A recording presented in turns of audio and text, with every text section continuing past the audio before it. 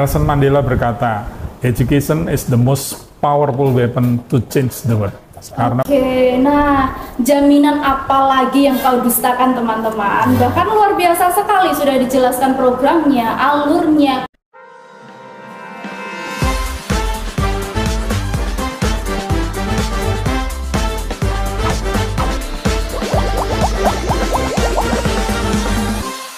Assalamualaikum warahmatullahi wabarakatuh. Hai sahabat SMK 2, salam hangat dari saya Nila Restri. Kita berjumpa kembali dalam acara podcast SMK 2 Purwodadi. Kita di sini berada di lokasi SMK Negeri 2 Purwodadi dan kebetulan di ruang Coffee Magic. Nah, podcast SMK Negeri 2 Purwodadi, extraordinary podcast with extraordinary host and extraordinary guest. Nah, teman-teman, tidak terasa ya, kita sekarang sudah masuk di cuaca yang sangat panas nih. Biasanya anak-anak muda zaman sekarang kalau cuacanya panas seperti ini suka sekali menikmati kopi. Nah, kebetulan hari ini kita akan membahas tentang kopi. Tetapi kopi bukan sembarang kopi. Kopi yang akan kita bahas adalah kopi yang dapat memerangi kemiskinan. Wah, kok bisa ya? Kopi apakah itu? Nanti kita akan bahas ya. Saat ini sudah luar biasa sekali saya ditemani oleh beberapa narasumber. Yang pertama ada Bapak Budi Santosa. Beliau merupakan Kepala Cabang Dinas Pendidikan Wilayah 4 di Provinsi Jawa Tengah. Kemudian ada Bapak Suratno, merupakan Kepala SMK Negeri 2 Purwodadi. Dan salah satu siswa SMK Negeri 2 Purwodadi yakni Mbak Gali ya. Nah, mungkin teman-teman sudah penasaran nih, kopi apa sih yang dimaksud seperti itu ya. Nah, hari ini tema kita adalah kopiin aja merupakan senjata yang ampuh dalam mengatasi kemiskinan ekstrim. Wow, dilihat dari temanya sudah sangat menarik ya. Itu pasti sudah banyak sekali yang menunggu apa sih kopiin aja ini. Nah, kita langsung bertanya kepada ahlinya nih. Pak Budi, saya mau tanya dulu nih Pak, korelasi antara pendidikan dengan kemiskinan itu apa sih Pak? iya, pendidikan itu adalah hal yang sangat penting sekali, yang sangat krusial, di mana pendidikan ini adalah merupakan senjata yang ampuh digunakan untuk apa saja. Bahkan Nelson Mandela pun berkata, that education is extraordinary weapon to change the world. Tapi di Indonesia ini ternyata penggunaan pendidikan ini belum semestinya untuk memerangi kemiskinan. Untuk memerangi kemiskinan di bidang pendidikan hanya dikasih beasiswa, hanya dikasih seragam. Dan ini kami menawarkan program Kopiin Aja ini, di mana pendidikan ini nanti benar-benar menjadi senjata ampuh yang bisa menghilangkan kemiskinan ekstrim di Grobogan dan Blora. Wah, luar biasa. Berarti betul sekali ada korelasinya antara pendidikan dengan kemiskinan. Pendidikan merupakan senjatanya untuk memerangi kemiskinan. Lalu program yang sudah Bapak sebutkan tadi, Kopiin Aja, itu sebenarnya program apa sih Pak? Iya, sebenarnya ini adalah dari program aksi perubahan yang kami lakukan selama diklat PIM kedua ini, di mana Kopiin Aja ini dari akronim kuliah oke, paling inspiratif ya sambil bekerja. Wow. Nah, jadi nanti anak-anak tidak hanya kita suruh kuliah, kita kasih beasiswa, tidak, tapi kita bekali anak-anak ini dengan pengetahuan, dengan kompetensi bagaimana mereka bisa bekerja. Oleh karena itu, anak-anak kami harapkan betul nanti bisa mengikuti program ini dari mulai awal, nanti mereka kita didik sesuai keinginan mereka, mau bekerja di mana. Kami pilihkan perusahaannya mana, dan kami pastikan perusahaan itu menjaga hak-hak anak-anak tersebut untuk bisa bekerja dan sambil kuliah. Wah, menarik nih. Apalagi untuk anak-anak yang sudah di sekolah SMA atau SMK. Pasti bingung ya, banyak yang menginginkan kuliah, mungkin terkendala dengan keuangan dan lain sebagainya. Nah, Pak Budi sendiri mencetuskan program ini tuh latar belakangnya apa sih Pak? Ya, sebenarnya program ini kami itu dasari dari masih rendahnya angka partisipasi kasar perguruan tinggi di KJD 4. Kita hanya 30,41. Ini rata-rata selama 3 tahun, dari tahun 2021, 2022, dan 2023. Padahal anak-anak lulusan SMA itu harusnya 100% mereka melanjutkan ke perguruan tinggi. Tapi ternyata hanya 30%. Oleh karena itu, karena 30% ini berdampak luar biasa terhadap kualitas SDM yang ada. Nah, kita tidak bisa mendapatkan kualitas SDM yang unggul, akhirnya bagaimana? Daya kreatif dan inovatif mereka menjadi rendah, dan mereka tidak mempunyai daya saing. Akibatnya apa? Akibatnya perekonomian menjadi lambat, sehingga kita terperosok di daerah atau di kabupaten yang dengan kemiskinan ekstrim. Nah, berarti sudah mulai menemukan titik pencerahan nih. Berarti kopi yang menuntaskan kemiskinan itu ternyata sebuah program yang menunjang pendidikan lanjut dengan cara bekerja. Jadi kuliah oke, paling inspiratif ya, sambil bekerja.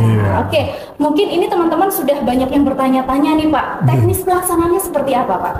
Teknis pelaksanaannya nanti anak-anak bisa mendaftarkan ke sekolah. Nah, ke sekolah utamanya kami seleksi yang usianya 18 tahun karena di dalam kepekerjaan usianya harus 8 tahun. Setelah mereka terdaftar dan bisa masuk, kami akan kirim mereka ke PLK atau LPK, di mana mereka nanti akan dibekali keterampilan dalam bekerja. Kalau mereka ingin bekerja di Ungaran, karena di sana banyak pabrik garmen, maka kita kasih keterampilan jahit-menjahit. Tapi mereka yang hobi kuliner dan ingin bekerja di restoran, rumah makan, kami bekali mereka keterampilan kuliner. Kami bekerja sama dengan PLK dan LPK.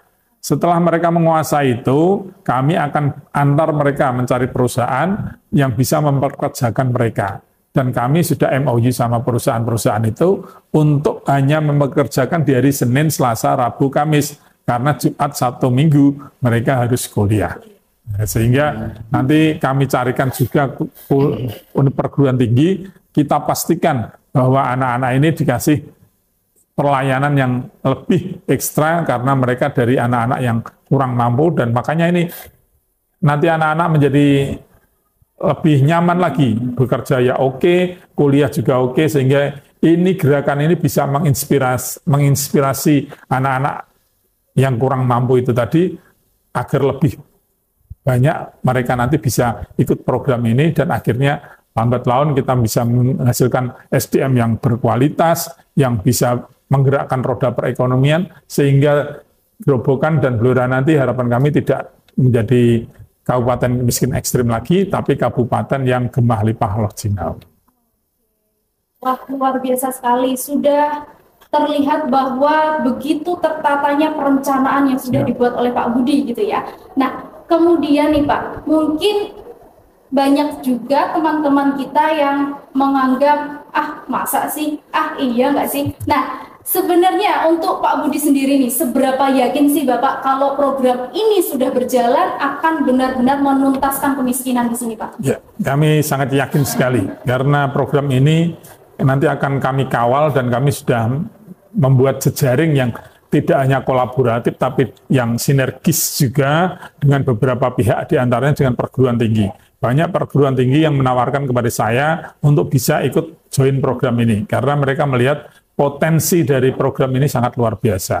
Kami juga mendapatkan dukungan stakeholder dari Dinsos, dari Disperindak, maupun dari Disnaker. Sehingga nanti kita akan berkolaborasi membuat jejaringan yang kokoh, supaya hal-hal yang selama ini belum tertangani secara bersama-sama akan bisa kita handle secara bersama-sama. Oke, nah jaminan apa lagi yang kau dustakan teman-teman? Bahkan luar biasa sekali sudah dijelaskan programnya, alurnya, kemudian Pak Budi pun juga sudah yakin bahwa ini adalah senjata yang sangat ampuh gitu ya untuk mengatasi kemiskinan ekstrim yang ada di sini.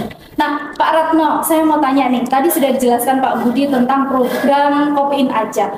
Respon dari Pak Ratno sendiri ini bagaimana Pak? Alhamdulillah, jadi ada program dari Bapak Budi yang luar biasa. Cuma sebagai nuhun sewu Pak, saya dari SMK, dalam tanda petik kami iri karena Bapak lebih kelihatannya memprioritaskan yang SMA. Bagaimana kalau nanti anak kami Pak, bolehkah ikut program begitu Pak? Oke. Ini memang awalnya kami mendesain untuk SMA, karena SMA memang harus kuliah.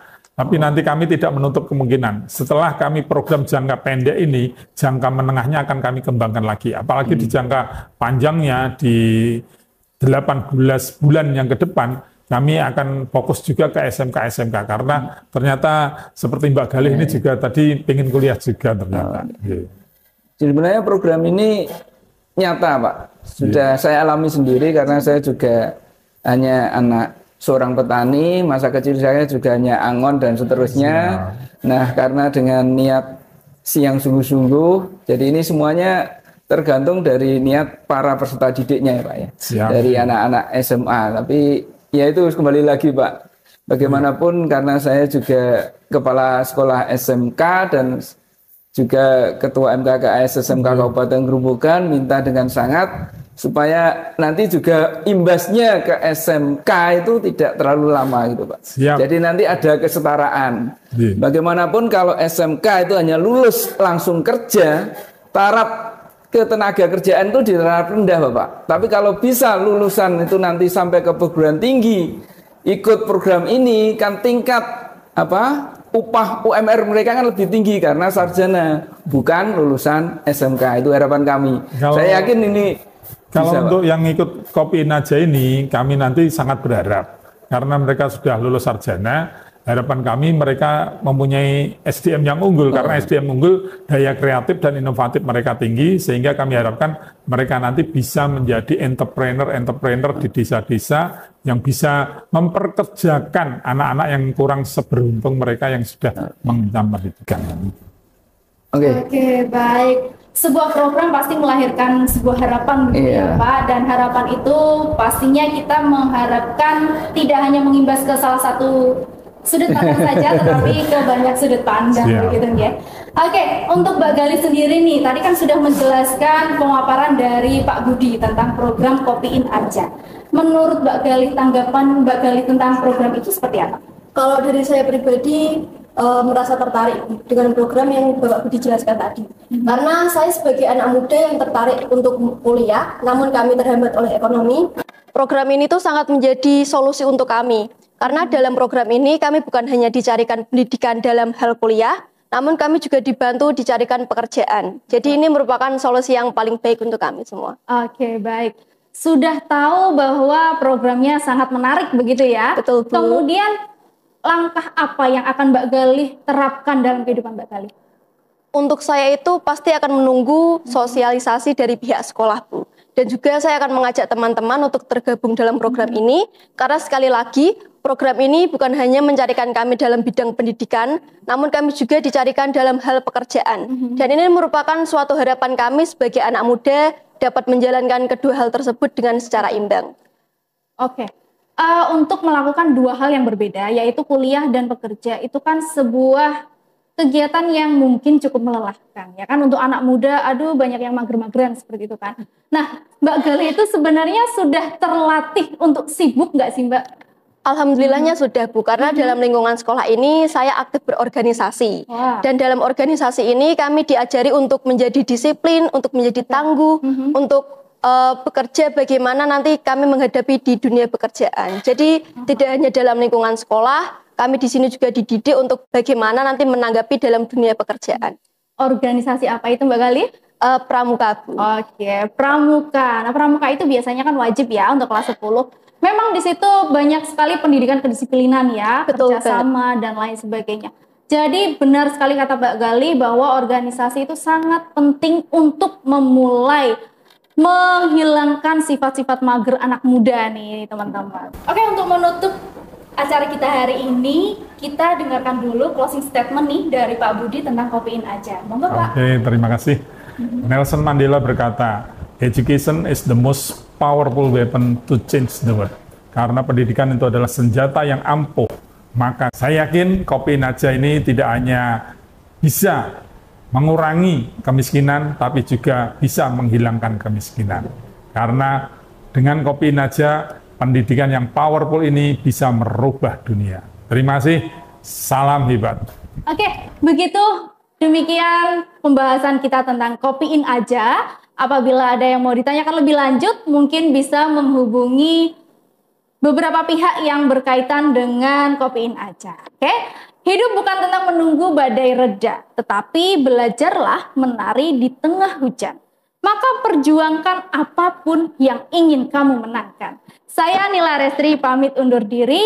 Sampai jumpa ke lain kesempatan. Tetap berada di acara podcast SMK 2 Purwodadi, Extraordinary Podcast with extraordinary host and extraordinary guest.